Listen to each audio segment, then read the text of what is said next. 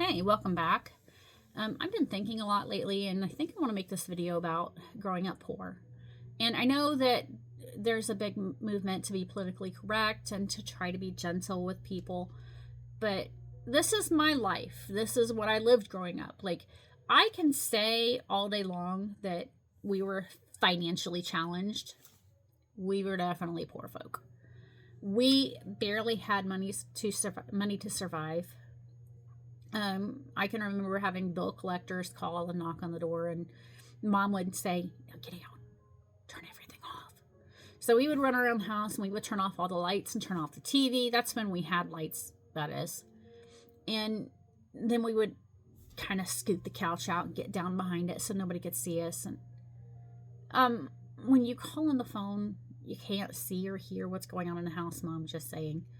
So that was unnecessary, but I think maybe that was practice for when people actually knocked on the door so that we had it down to a science. My sister would run for the TV and I'd run for the light, and then we would help mom pull out the couch and get behind it, and we would play the quiet game. Shh, shh, shh. Let's see who can be quiet for the longest. And I can remember one time a landlord knocked on the door for a good 10 minutes until mom finally got up and answered the door, which is the appropriate action anyway. I mean, what did she think was going to happen when she failed to answer the door?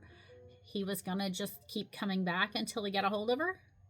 I think she was embarrassed that she didn't have the money to pay him, and like she didn't want to admit that. And my dad was at work at the time usually when these people came around.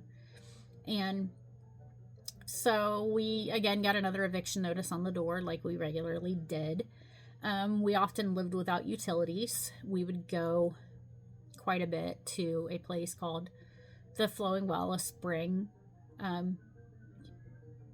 think it's in Carmel, Indiana, in between Carmel, Indiana and Fishers. And that's how we would get water so that we could bathe, clean our house, cook, drink, whatever we needed. Again, there were times that we were lucky enough that we would have whatever fuel the stove took, whether it was gas or electric, so that we could operate the stove and warm the water up. Warm baths are kind of nice, but I learned growing up those were a luxury that we couldn't necessarily always afford. And we often went without food because we didn't know where our next meal was going to come from. Like, we would go to school, and I know now they have free and reduced lunches, and I think that our school had that kind of program when we were little, but my parents were just too proud to sign up for it. I don't want them people knowing that we're poor. Mom would say stuff like that all the time.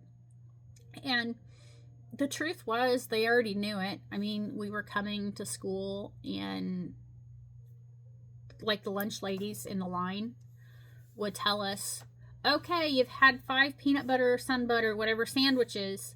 You have to bring in some money before you get something else. Right there in front of everybody as we were trying to get a tray. Like, I can remember her taking a tray back from me at one point. As I just got my hands on it, I was like, oh, food. And so she'd take the tray back and tell me, no, you don't get a tray.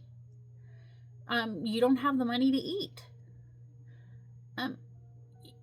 If you work at a school in a lunchroom, don't do that.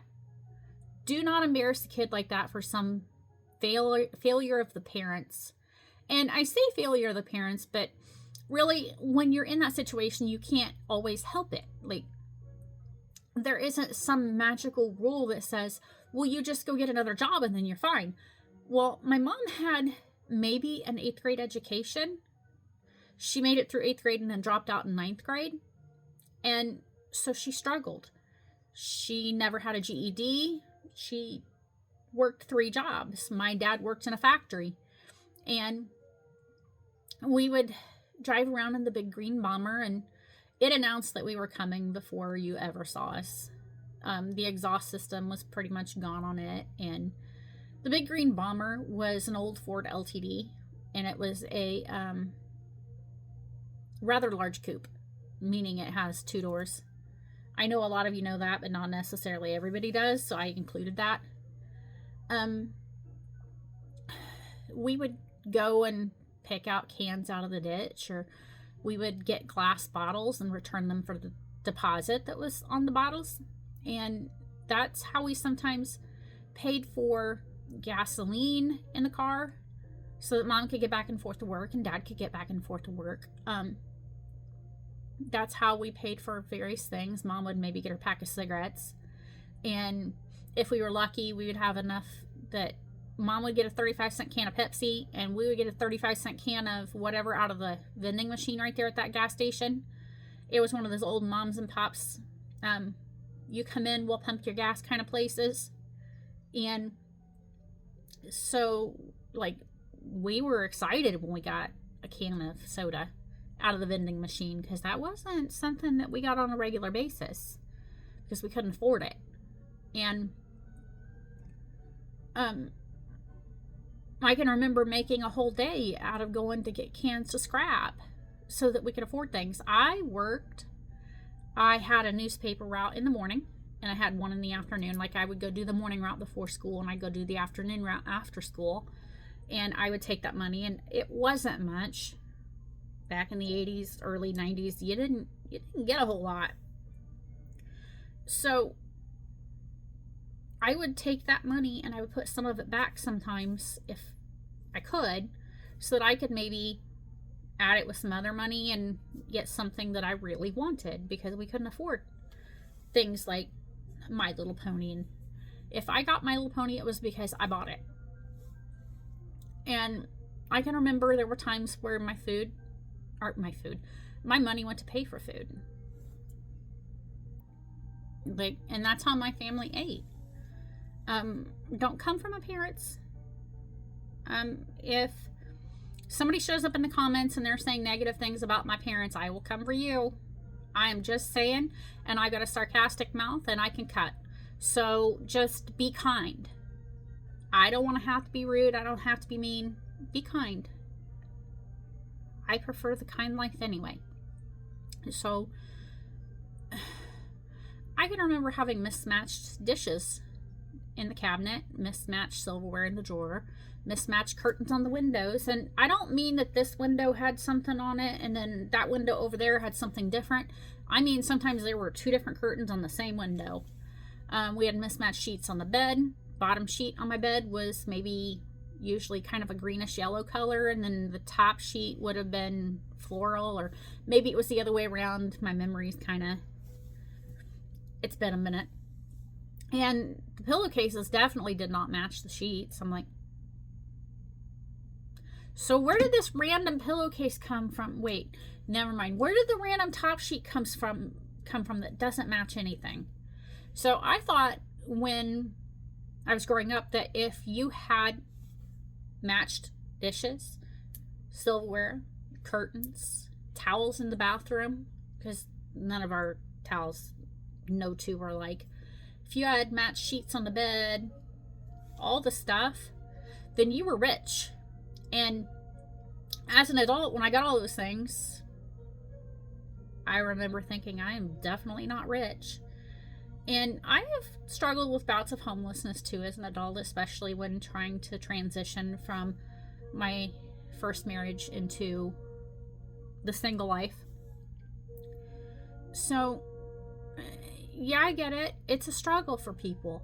Don't judge somebody else because they can't necessarily do the same things that you do. I mean, if it were as easy as going out and getting another job, hey, I'm going to be a CEO somewhere. I better get off here because I'm going to go make that money. Yeah, it doesn't happen that way, especially when you grow up in an underprivileged life where you can't necessarily afford good education. Maybe that isn't the emphasis because work is the emphasis so you can survive. We lived in cars and campers sometimes growing up, and Mom would make an adventure out of it. She would tell us, oh, well, we're going camping. For a year and a half? Really? Camping, Mom? But, I love my mom. She did the best with what she had. Again, she had that 8th grade education, and she had to take care of her mom before her mom died, and her dad died before her mom did. And my mom was 18, almost 19 when she had me. And my grandma had died 1 year and 1 day before I was born. So mom had some struggles. She had to go live with some family friends and ended up meeting my dad and stuff through work, because my mom and my grandma from my dad's side worked together. And so sometimes when you're in that situation, you jump right out of the frying pan into the fire. So maybe she wasn't necessarily happy in the life that she was living with the family friends. And I know she had lost her parents, and that had to be pretty traumatic for her. And she was very young, trying to figure out a way in life. And so I guess that being married to somebody, was going to be better than having to try to figure it out on your own. And the main reason that she got married is because I was already a thing. Like I was already a thing. So she had parents from dad's side and her aunt from her side, all saying, you're going to get married and you're going to do the right thing. Don't do that. My mom and dad were unhappy together. They had some good times, and they had some times where, I can remember them having the greatest time ever, singing, cutting up, driving around on country roads, not picking up cans this time. And we would just have a blast. My dad would be like, wonder how fast we can go over this hill, and then it would make our bellies feel kind of funny, and we would giggle as little kids, and it was great. But there was a lot of fighting and arguing, and a lot of it stemmed from money and having not so much in common. They were very different people. My dad was very out there and open and friendly, and he did not know a stranger. He would stand and talk to somebody that he didn't even know in a store aisle for 20 minutes. And then my mom, after we would walk away and that person would walk their own way, my mom would ask, so who was that? My dad would say, I don't know, I've never met him before. And that would get on mom's last nerve. Well, hey, I might have inherited that a little bit. Not that you can tell. But I got off tangent. So my point is, if somebody ends up in a situation where they find themselves pregnant, do not force them to marry the baby daddy or the baby's mommy. Don't do that, because nobody ends up in the perfect life where all responsibilities are taken care of and everybody's happy. No, that's not how it goes sometimes. Most of the time, actually. There's a lot of fighting. There can be, not necessarily my parents' case, domestic violence, but there are a lot of other cases where that happens. And I grew up in a world where my parents, they fought and argued, but they never hit each other. That isn't the life that I knew when I got married. Like, I'm not even gonna brush across that right now. Don't care to talk about it at the moment. So it is what it is. But again, don't judge people for the things that they endured, and don't force marriage on people who aren't ready and don't want to be married. That is not any kind of way to deal with things. Don't live by that old rule that a man has to do the right thing by a woman he got pregnant. Yeah, let's look at do right. How about he goes and buys diapers? How about he takes care of his kid? How about he pays some support? How about he has visits with his child? He participates in his child's life, but doesn't necessarily live in the same house. He gets either an agreement for custody, or he gets an agreement for visitation. Let's make that the normal, which I know that's where it's going now, but just don't ever get married because you think you've got to do the right thing. Know the person you're marrying, love them unconditionally for who they are, but also have your eyes open. Watch them. Watch how they treat other people. Watch how they treat you. If they're not treating you or other people or animals right, don't stick around. Even if there's kids. Those kids will end up being unhappy. Don't stay in a marriage for the kids either. Because I can tell you firsthand, growing up in a house where two people didn't get along and there was always fighting, it was not a happy little girl. It was so sad. I would sit out in the yard and sing and cry and wish that I was a bird, because birds can fly away. If they're not happy in a spot they're in, they can fly to another one. They're so free. And so as a kid, like, I often sang to the birds. And so I know that people are probably going to make fun of me for that, but I was just a very tender-hearted kid. I was very, how do I want to put this? I internalized everything. I was sensitive. There you go. Since growing up, my skin's gotten a bit thicker. Life's kind of made it that way, but yeah, don't stick around for kids who are going to be sad too, and who are living in the same house that you are. Don't let them see you be mistreated and think that that's normal, and that they should either be mistreating somebody else or they should be putting up with being mistreated. That's not okay either. And I don't care if the abuse is verbal, financial, physical. Don't. Just go. It's better for everybody. But I got off tangent. Yeah, this whole growing up poor thing, I guess there was a lot more to it than I thought. And I'm sure I'm going to have more content about that in the future. So just go out there in the world and maybe smile at somebody today.